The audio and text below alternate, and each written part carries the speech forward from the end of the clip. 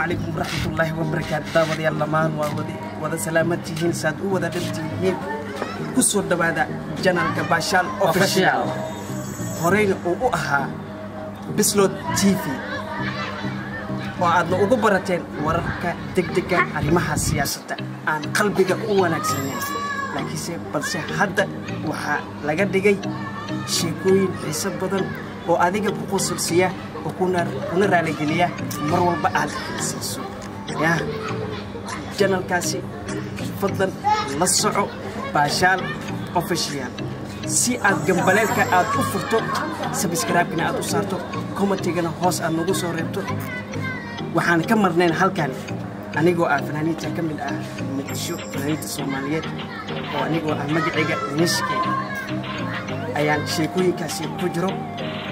halkan waxaan ka marnayn oo sheekooyinkaasi dhinac nagala qaadan doona walaalahay oo garbahayga taagan oo mar walba sheekooyin xiiso badan qosol badan oo halkan idinkaga soo tirin doona hadduu ilaahay ka raali noqdo marka waxaan idinka doonaynaa haddii aad gambaleelka suulka aad ku saarinayso lugtana aad ku saarinayso fadlan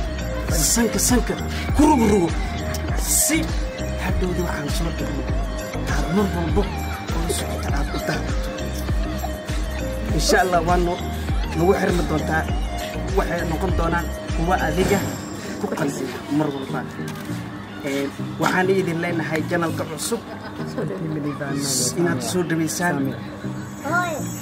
fadlan commentiga hoos inaad nagu reebtaan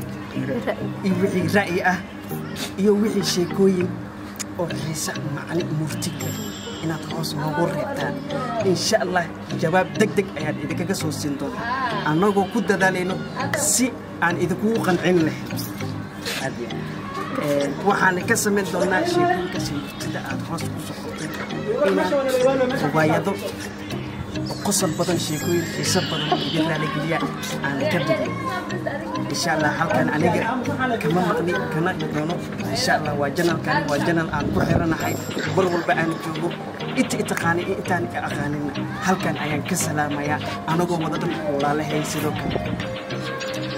soo dhawaada